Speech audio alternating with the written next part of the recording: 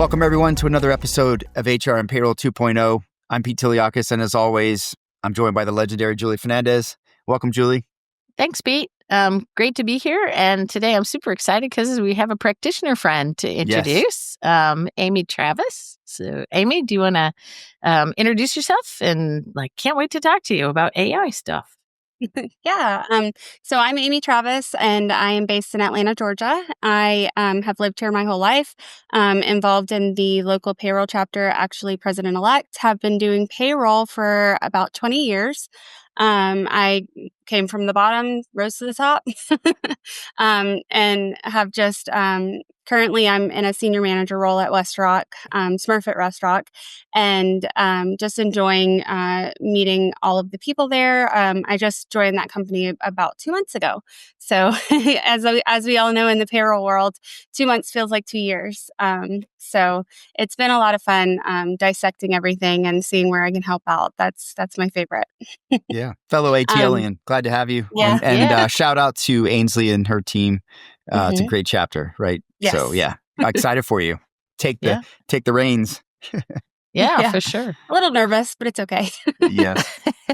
Fun. Good fun. And that Atlanta group is really kicking it. I mean, The best. they're super The best. active. They have all the awards. So they have all the accolades to prove it too. it makes me want to be an Atlantean, but alas. An ATLian. You can come. You can be on. You're here often. You have clients. Yeah, I do. The only thing is, don't call it Hotlanta. That's not a thing. Okay, that's not a thing. Not anymore. All right, good to know. That was the 90s. Yeah. Good to know. There's probably more than a few jokes by now about that, right? The big peach. Yeah. Yeah. Hey, Amy, we love to start with how you got into payroll and, ultimately then why you stay. But everybody seems to have some kind of a screwy path to getting there. So what's yours? It's almost like it's almost like you need to start asking people, what's wrong with you that you, you know what I mean? Like, 'cause it starts in some, not directed way that they landed there. So we'd love to hear it. Yeah. Tell us. So my story starts at a Sonny's barbecue on Cheshire Bridge Road in Atlanta. Okay. There you go. Food. So I was working at the restaurant. One of the district managers comes up to me and says, "What would you do if you never had to butter another piece of garlic bread in your life?" And I was like, "Sign me up." So what had happened is that our corporate office, so I had worked for a group that had owned Golden Corral and Sonny's Barbecue at the time. And they had a wage audit where they weren't paying overtime on their tips. And they weren't including that in the regular rate of pay.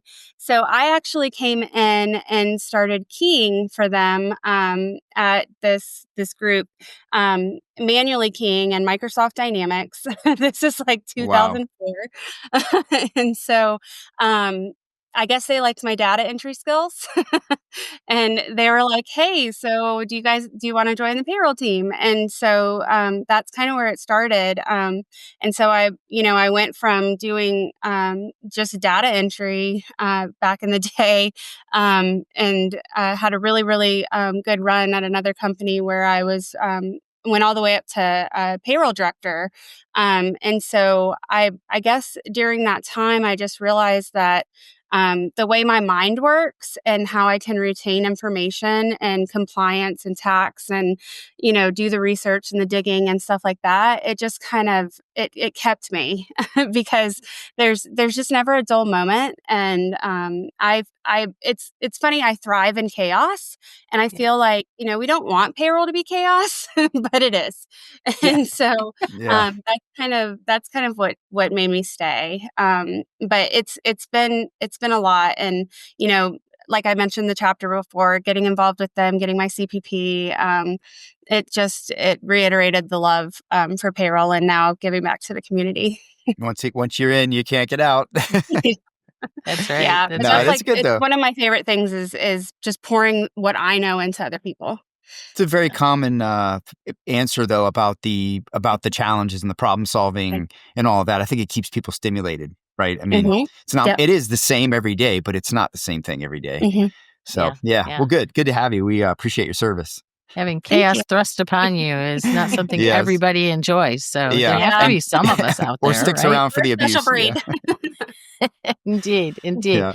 Well, Amy, we had a chance to have some conversation the other day, and I just really thoroughly enjoyed talking to you about some of the ways that you've been incorporating AI into your daily productivity, right? It wasn't like a certain payroll, use of it or something else, but it was really easily clear to me that you've kind of embraced it and been messing around with it. And there's so much for me and for others to learn about that. So I wanted to give that a little bit of a dig and just kind of see, like where did that come from? How did you start? What first tickled your fancy or got you interested in checking something out, and where'd you start?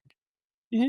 Yeah, so I think it was about a couple years ago or so. I had found that people were doing these, like, it wasn't just ChatGPT. People were doing these off apps, where you could use the service but in a different way.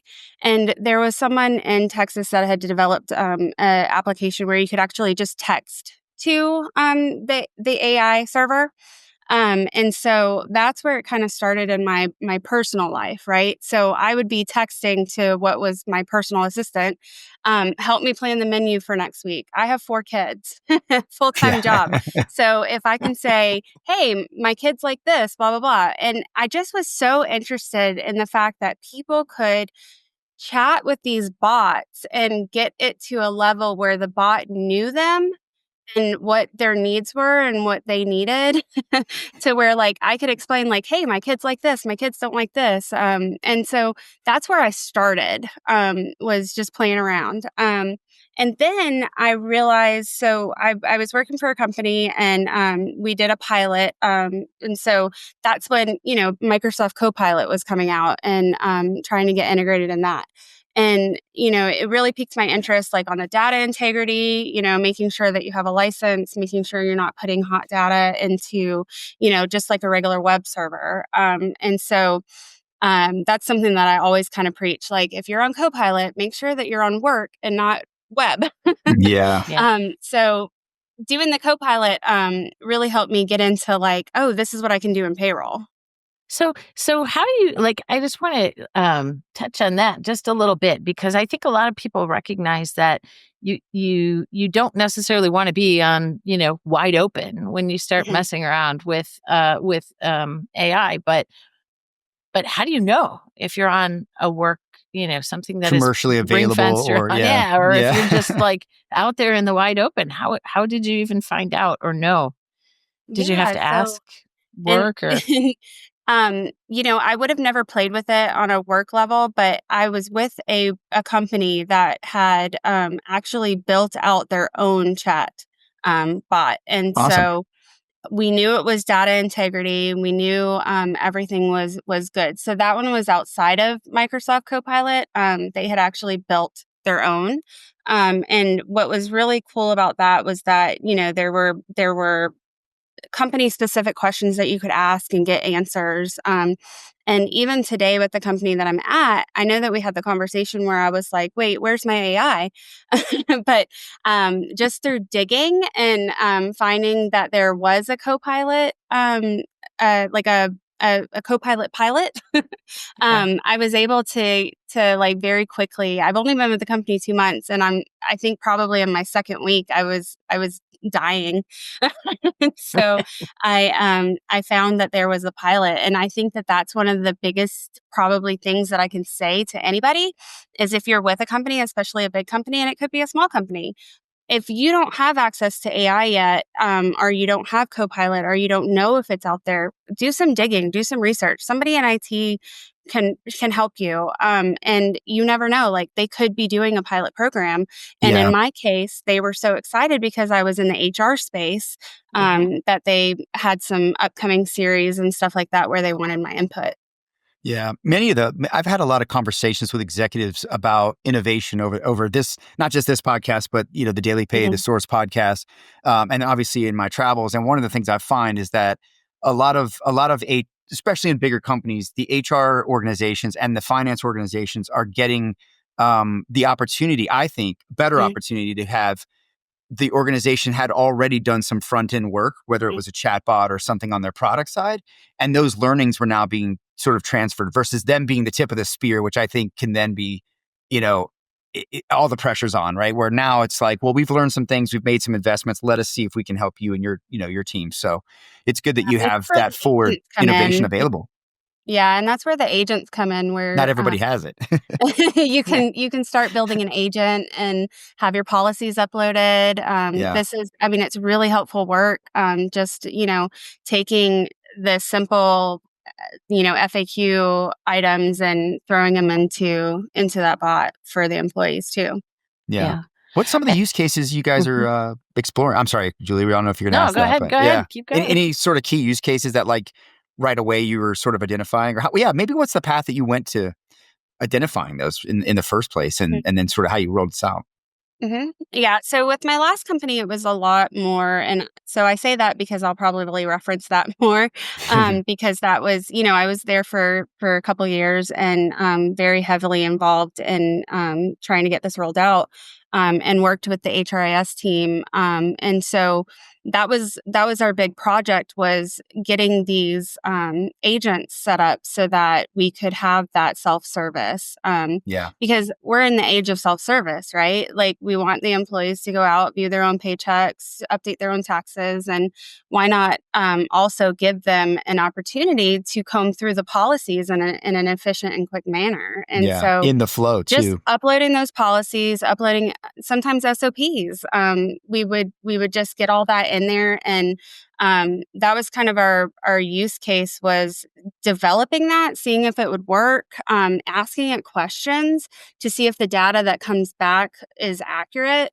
That was one of the big things, was testing, because obviously Yeah. you can load all that stuff in, but if it doesn't answer in the right way, and that's something Right. that I think that a lot of people don't know, is that AI will tell you what you want it to tell you. Yeah.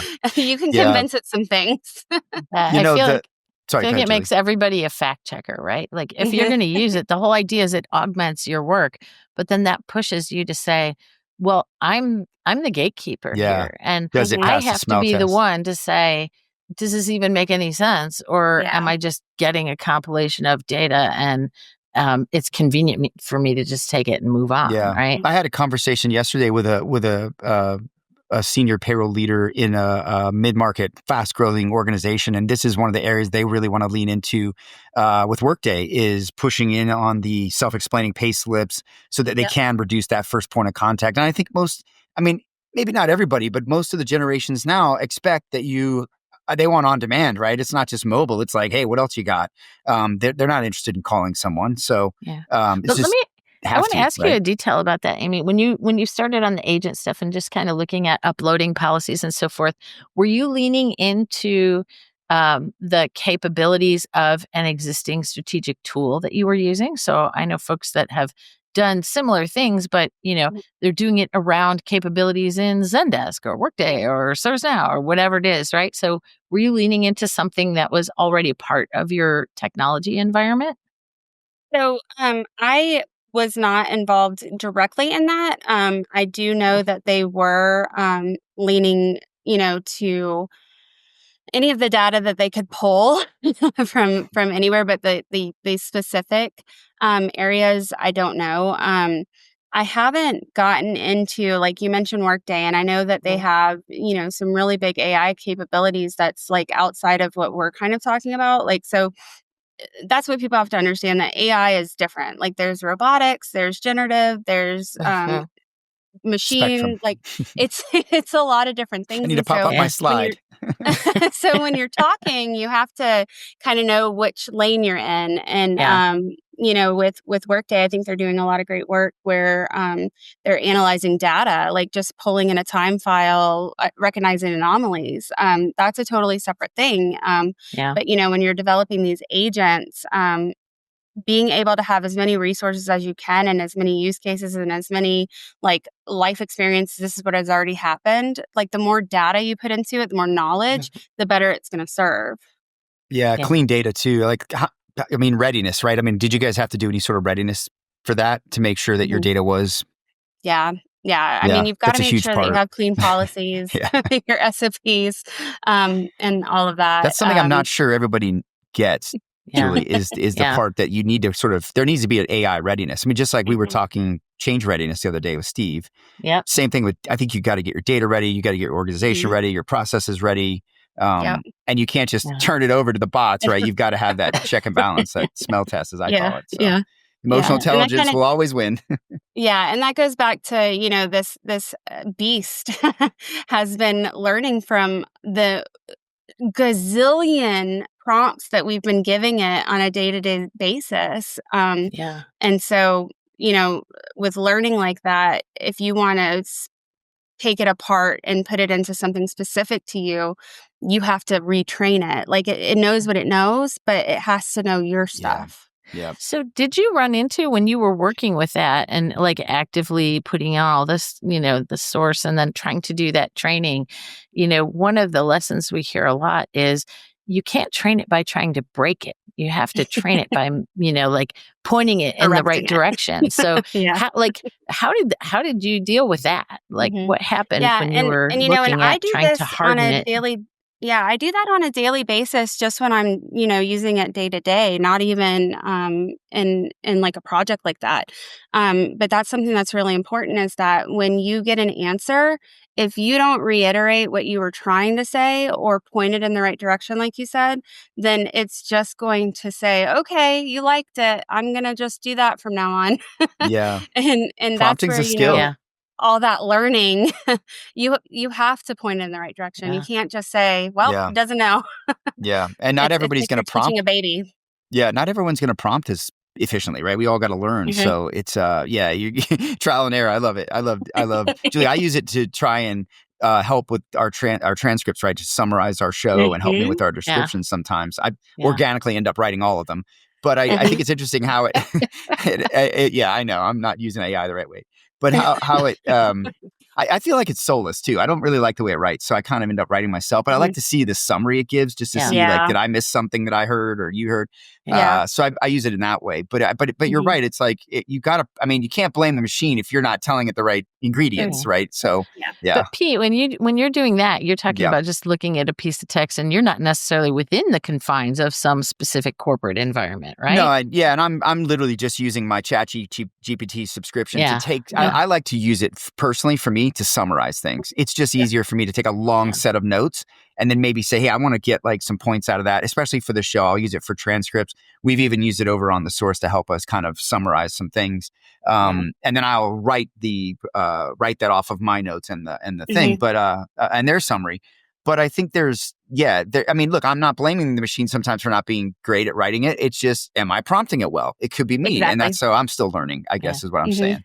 So Yeah, yeah. As you and were doing that, that's where you kinda come in and you say and make it sound more human. Like, you can say, Yeah. like, "Dumb this down and explain it to me like I'm a 5-year-old." Like, it's just some of the Yeah. coolest prompts that people don't know that Yeah. it's so exciting. It is yeah. fun. It is How fun. about when you've got it and you're training your baby, right? And you have it in Mhm. this environment, have you been able to use it to say, how how do my policies compare to each other? So am I using the same tone across them, Mhm. or do they all have, six component, like similar Mhm. components to them, or where are there Yeah. gaps in some of the Yeah. policies versus our template or something like that?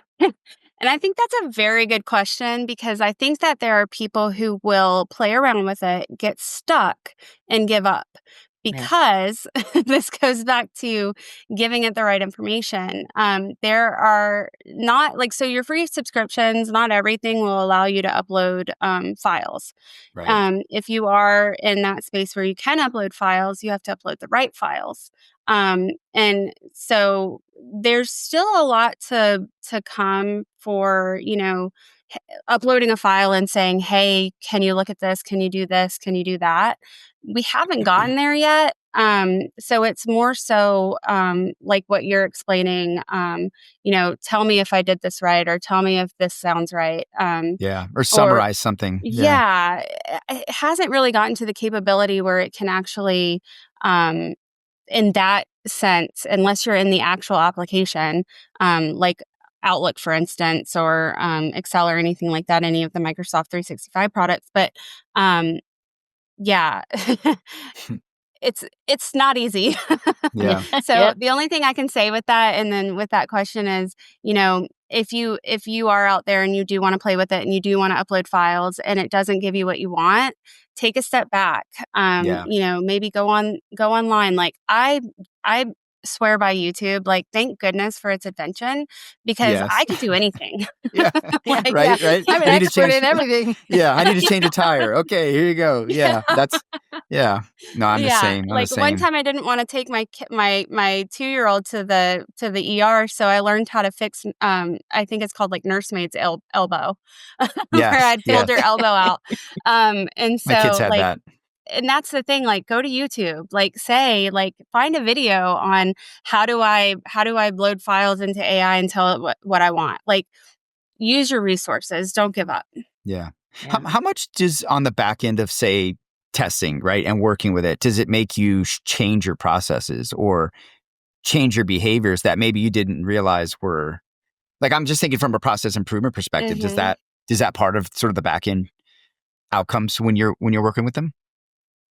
I haven't really run across that. Yeah. You're more But speeding up processes, making them more efficient that yeah, way. Yeah. yeah, it was more like trying to get them the right answers. Yeah. Yeah. Okay. Yeah. Mhm. That's right. You're talking inquiries again. So- Yeah. Yeah. So when you Yeah. when Sorry. you get to the training, or I'm thinking like of your instance where you're trying to tell it, no, well, I need to close the loop and kind of tell it Mhm. what the best answer was, right? If I'm going to try Yeah. to train my baby. And be And kind in because they may Pete's- come for us. Yeah. Yeah. In Pete's I situation. literally, always- I'm the person that says to AI, "Could you please?"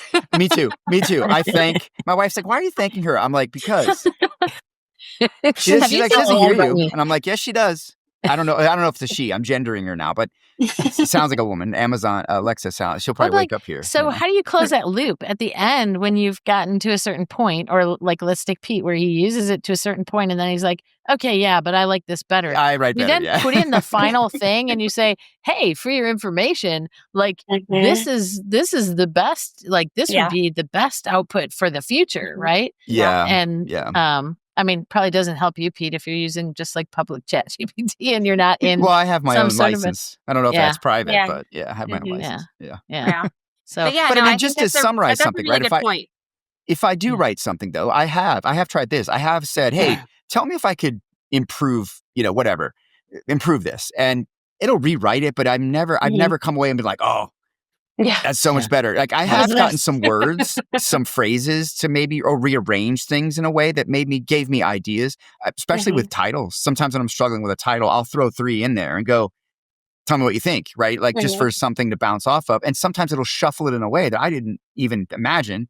And I wouldn't say I've ever come away with a ChatGPT title pure, but I've had certainly some nudges that helped me, gave me. So it's almost like a springboard for me, like someone to sound off on and say, hey, what do you think? Like Very test. true. It's like a test environment for me, really. Yeah. I haven't gotten to the point of trusting it to entirely do things for me. I mean, analyze this, summarize that. Like yesterday, I have a friend. He's struggling with a class action suit he was a member of, and he's entitled to some benefits. And it's this long thing, and I was like, I just don't even. So I put it in and just said, can you tell me about this case? Like, what is it? Why? All that. And it gave me enough to go and look at some of the other things that just speeded up the time immensely. Yep. So that I think is great. What I love. But then you feel like you're putting that in a safe enough place, Pete, when you're it's a public case. It's not. Oh, for me personally. Yeah. I mean, I'm only writing I'm talking about when I write a summary of a podcast. I would never put in my proprietary client details or anything. No, but putting in a summary of a transcript of our conversation and then saying, summarize this for me. What are the highlights? It's more like notes that I then take and use to write my own outline or whatever, but or description. But the summarization is happening instantly, by AI taking all that information and just in minutes seconds giving me back, 5 points of what we talked about. And sometimes there are things I missed. I was like, oh, I didn't, I knew we talked about that, but I didn't think of it in that angle. And it does give me that. So in that way, I'm augmenting myself, but I'm not putting any sort of proprietary details. I wouldn't suggest doing that. And I don't know. That's a good question. How private it is. Yeah, that's a really good circle back because Yeah. I can't preach this enough. Do No, no. not take a file with social security numbers on it No. and Yeah, yeah, load it yeah. into some Or random thing. strategy, right? Or IP or anything like that. I've heard of Yeah. CEOs going out there and putting in their, financials and saying, "Tell me this." It's like, Mhm. Yeah. Now, Mhm. I wonder though, when you do license ChatGPT, do you get a private instance of your chats to where your Mhm. data is not necessarily going? I don't know. I Yep. don't know. Yep. So, Yeah. at the Got to company read I'm those currently terms of at. service. Yeah, so the company that I'm currently at is they've gotten a license to Copilot, which is Yeah. a part of Microsoft, and that's that little colorful thing. If you're ever in Bing, that's the search engine that I've used a lot more recently because it will use AI when you say a search, Yeah. and it'll come back and actually like comb through data and give you a summary without you even asking it.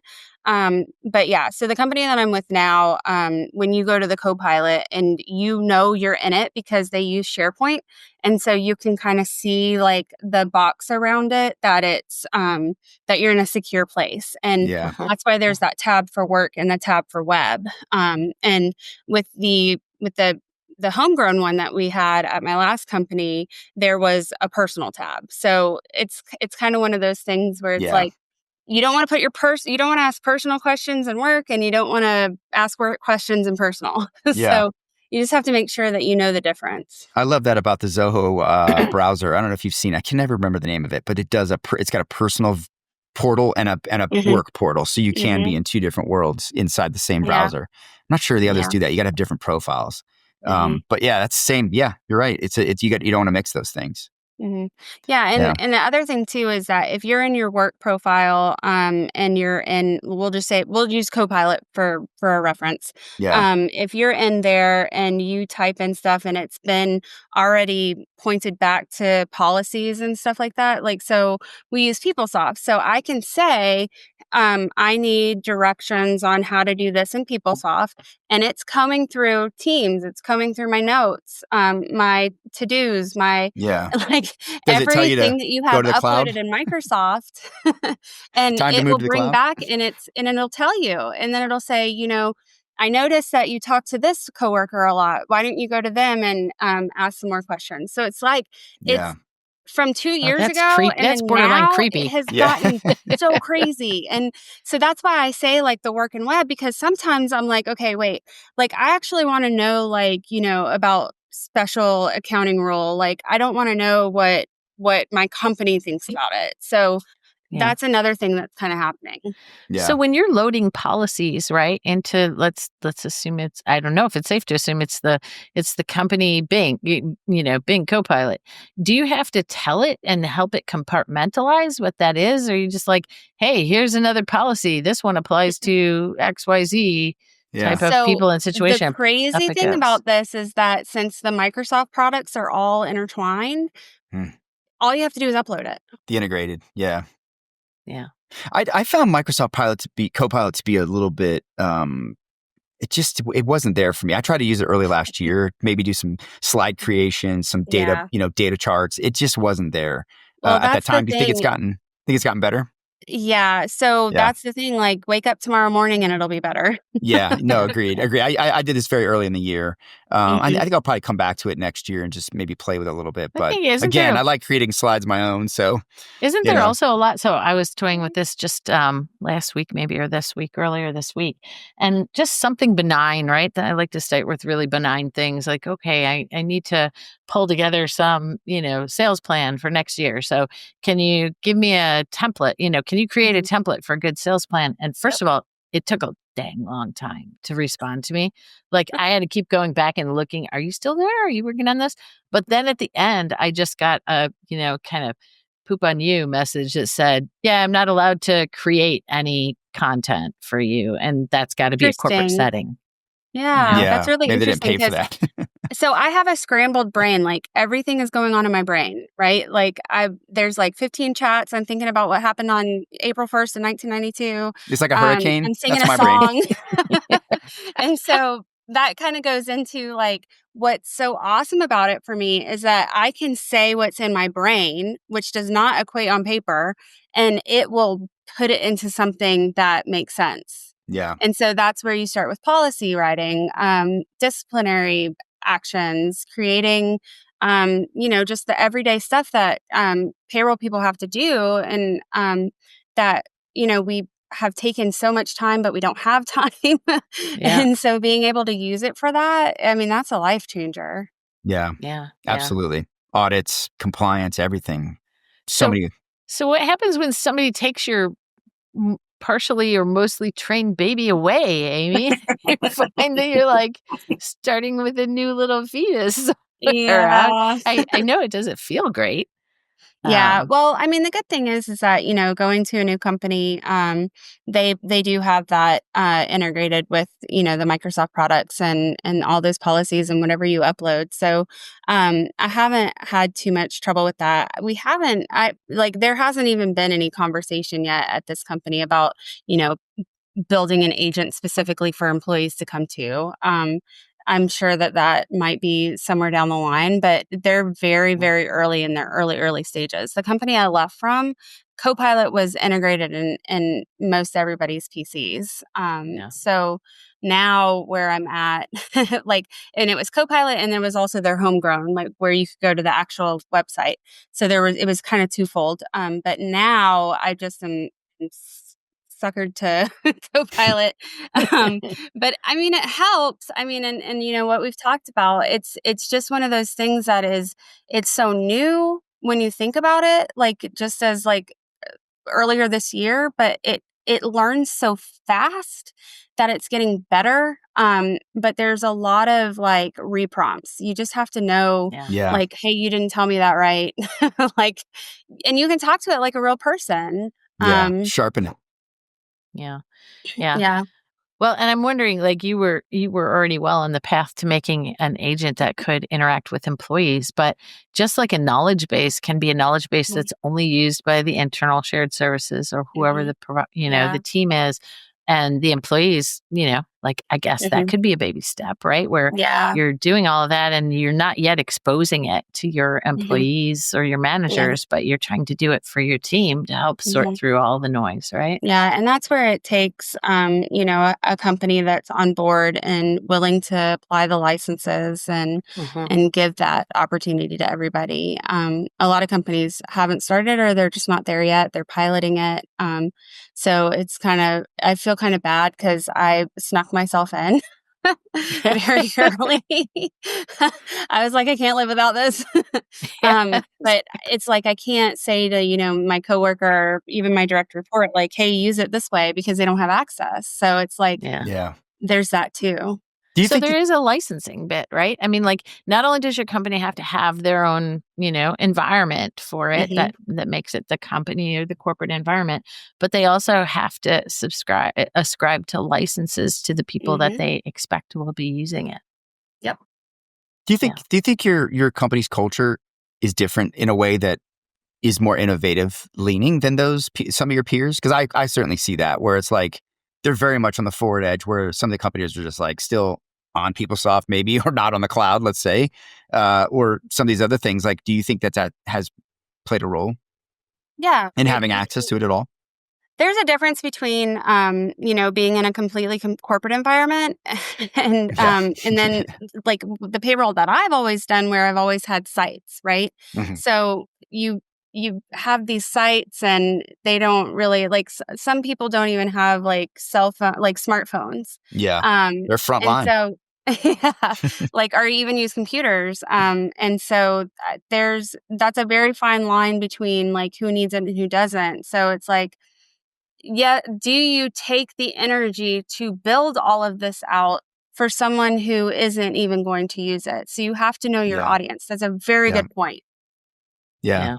The use cases too, I think, are going to help dictate that too, because if it's painful for folks and it's going to make it easier, people were going to much likely more lean into that, right? Yeah. And I don't think a lot of people realize how expensive AI is, not just to your company, but to the environment, just how much power it draws, I mean, right? it's insane. And the it's really data insane. And centers, so right? that's why you want to be cognizant and you want to be mindful. You could put in prompts just for fun all day. But when you get into like ChatGPT 4, where it's a little bit more intelligent, like Yeah. you also have to be mindful. And that's why the companies are, you know, still at that stage where they're gauging, is this worth the money and the Yeah. resources and Yep. stuff like that. I tweeted and I don't remember the source, but you guys can find it out there. I put it on X. There was I actually think I got it from the guys at Cohen. It's a chart that shows um, the cost savings and the revenue impact. Now I can't remember how they calculate that revenue impact, Mhm. and I think human resources was like a 40% cost savings, 60% revenue impact. And they had it for all of the back office, Julie. If you can scroll through that, you'll find it. There's finance, all different parts. But I thought that was interesting, like what it's costing them, but then what they're getting back. And I don't remember how the revenue, maybe it's per employee or something, I don't know, Yeah. Yeah. or per investment, per project, I don't know. But it was interesting to see that they had that. And I thought it was Mhm. pretty positive it seemed for Yeah. HR. So Yeah. Yeah. And I yeah, but don't, you're right. It is and you expensive. don't even like you think about labor hours and stuff like that. Like you can't even Yeah. calculate and trying to put it on paper. It takes a lot of work. Yeah. Yeah. But at Yeah. some point, all of that gets sharpened and these things are running really smoothly. Now you're talking about efficiencies that go flip the other way, where now you're saving immense time and immense resources and people are able to do more value added work. Yep. That's what I think, the gold in all this is, right? You got to do a little bit of work to get there, right? Chipping through the rock to get to the, to the gold, but it's Mhm. there. Yeah. Yeah. Yeah, yeah. So having already been an early pioneer in this, Amy, like where would your heart I know you might have to re-pioneer some things here as you made a change Re-pioneer. from one family of baby to another. But where would what really gets you excited? Like where do you think like if you just had all the time and you could pull these things out of your brain and grab a couple that you're just itching to think about, where would you go with it?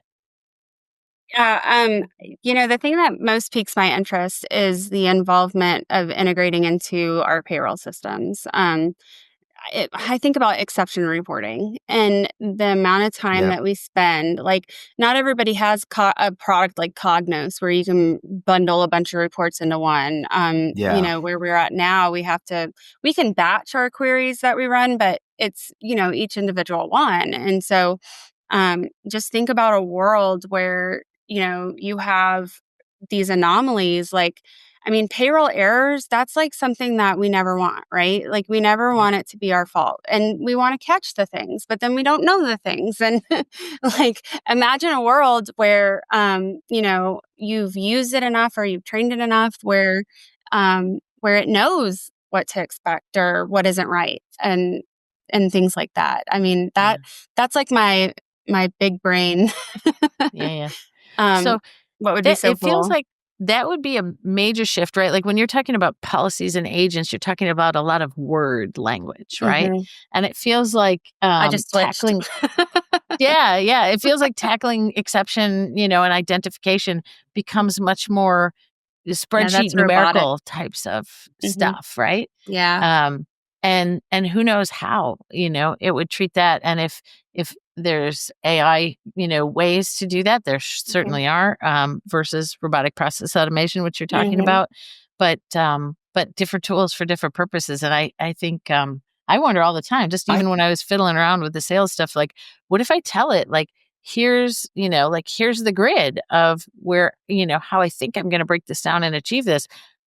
If I put that in there, will it know anything smart about it or not? Right. Or is it you just know really to know what to do with Do it? you know what I think is going to be really, really exciting for HR, especially, and absolutely for payroll, right? Is agentic AI, right? The ability for agents and co-pilots co-pilots really assisting you, and agents Yeah. actually going and doing the work for you. If you've got multiple agents out there, right? Think about it, right? Any process, payroll's got 100 checklists. Hmm. HR's got a checklist. Recruiting's got a checklist, right? On and on down the line, operations and whatever. Yeah. And a lot of those things overlap and touch each other. And some of those things are in the same system. Sometimes you're all on the same ERPs. Yep. Most of the time you're not, especially as you get a bigger company. What I'm excited for is seeing those agents start to talk to other agents and doing that checklist to checklist handoff that's making sure these processes, like we talk about and beat up leave of absence all the time, all the handoffs. But there's many of those, right? Benefits. You think about onboarding, right? Just the onboarding experience. There's someone in HR involved from recruiting all the way through in the onboarding experience. Everybody's sort of being touched, right? So all of that needs to be woven together. And I think that's the agentic AI is really what's exciting, because now you're talking about eliminating those checklists, stringing together processes, and really, really changing the value proposition in that experience. So having that time to get up and take a lunch. Yes, right. You can take payroll can take Christmas off. Everybody's exhausted. Everybody I'm talking to right now in payroll, I never forget this, but I've lived it. Is everyone's exhausted right now because it's and we still are we're just starting the beginning of really year end. If you think about what Amy, we still have to go. You can innovate your way to an anniversary dinner. Yes, because she was telling me before she really knew what it meant to work in payroll, that December 30th is not the best time to try to celebrate anything. Man, I've missed a lot of things. Yeah. But hey, it's what you sign year end. I don't know. It's what you sign up for, I think, in this game, right? You're the people who got to keep the lights on, right? Someone's got to do it. So and in the spirit of year end, like, how cool would it be to have a system that was so intuitive that you go to enter a negative deduction on an adjustment or a check or something, and a box pops up and says, "Hey, wait! If you do this, your W-2 won't produce," or something like that. Like, I mean, it seems so tiny, but or how about the ability? I mean, if you think about it, really, you're almost having to conduct year end every quarter, right? If you could, 100%. At some scale, conduct it in a way that has the AI again, I think very agentic, going across all these things, and you're right, it's nudging you and surfacing things to you in the quarter or in the month and in the moment to say, fix this so you don't have that big mess at the end that we're all ticking and tying. So so it's not just taking our jobs. It's. I mean, I look at it as making our jobs better. Yeah. So those things make me just think, well, should it be coming from, initiatives or centers of interest like you're creating, Amy, that are trying to train and create something that will think about this? Or is this really what the payroll provider should be creating and embedding inside of their tools, if they even can, right? If they're subject to their own work environment or their own, universe of they are of sure data, playing around with small it. language. Yeah. That's where your analytics come from. Yeah, I know, right? Like, but will they get there fast enough? Will they, have enough data in their own walls to be able to do a good job of that? And it might actually impact how you put together your service delivery model, and what things are important to integrate and not integrate, and keep within the same system, and what things are not, because there are limitations if you're bouncing out to other universes, right? Yeah, I think everybody in the payroll world, especially in the systems world, is just sitting back waiting. Yeah, who's going to get there first? Yeah. Oh my God. Would you? That's a good point, actually. Would you have any advice to anyone? I feel like this is as much a bottoms up sort of thing as it is a top down. Meaning, like, don't wait for them to just drop AI on you or go get AI. Maybe there's a bottom up piece to this. Like, any advice to other payroll leaders out there that kind of want to nudge their organizations to be a little bit more innovative and engage these things? Yeah, I would say start with your technology officer or somebody in that space, because it could be applications, it could be product, it could be, maybe somebody on the help desk that's just interested in getting it started. But you definitely want to start in that technology space and, just say, hey, like, I think that this would be really, really awesome for us. And the thing about executives is that you really have to build that business case, and data. where you were talking about the article on X and saying, this is the cost savings and the revenue and stuff like that. I mean, it's finding those things that you can reference back to, and that you can really, I mean, you really have to plead your case at that point. Yeah.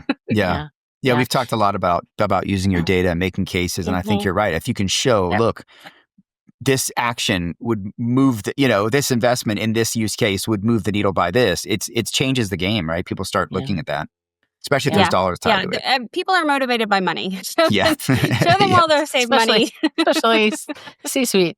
Yeah, and from a cost center, right? I mean, payroll is a cost. If you know, at the end of the day, it should be returning value, but fundamentally, they want to save costs. I mean, this is how you do it, right? Start knocking down that leakage time, whatever, you know. Yeah, and that makes me think, you know, like, what if this world that we're in now and this AI and these capabilities, what if we could prove, you know, that we do have value? You know, I think that's been something that we've been talking about a lot lately in the payroll world, is finding that seat at the table. Like, what if at the end of this, we aren't a cost anymore? Like, obviously we do create a cost, but us as people aren't a cost. Yeah.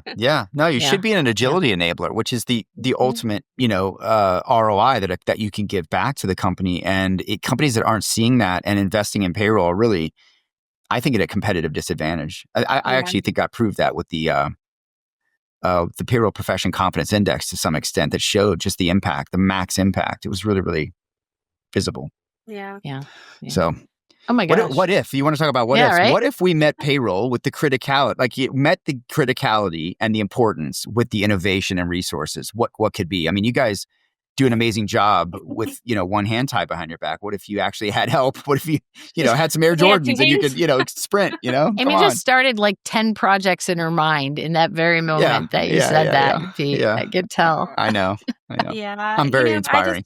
I think about how, you know, we're always being pulled to the next fire and we never really have time to innovate. And so it's just that innovation that's been sitting in the back of our minds that we know will make it better. We don't have the time. Yeah. Well, you're right. You got to fly the plane and fix it and make it bigger engine on it. So no, I understand. So and it's like always Band-Aids, Band-Aid. Right. What if in we the gotta world get out of that. we were able to actually dissect it, take it apart, make it work right? Yeah. Agreed. What if? Awesome. What if? What if? Oh, well, I know we could think of a lot of things from here out, and I'm sure you have so many more learnings, Amy, and thank you. I feel like we better bundle up this particular podcast episode and then see when we could check back in with you and just talk about whatever new things are hopping out of your brain and into the, you know, into the world of payroll operations and see where you're at with it. Yeah. Where can everyone connect with you, Amy? Anywhere links you'd like us to share? If you just search my name on LinkedIn, that's where I'm most active. I never signed on to the Twitter. I think it was past my time and not part of my needs. No worries. Yeah. We'll throw your LinkedIn I'm with link you. I'm not great about that. You can just search my name on LinkedIn. You'll find me. Yeah, we'll share your link as well so folks can find you. But thank you so much for coming on. This is great. It's always good to talk to practitioners, listen to your mind, you know, what your lens is, hear what's going on. It's exciting. I'm so excited for payroll right now, all the stuff that's out there. Man, it's long overdue. So that's good. Right. Okay. Well, look, we are going to wrap this one up. And look, thanks to you again, Amy, Julie. Thanks as always. And thanks to everyone. We'll see you all soon.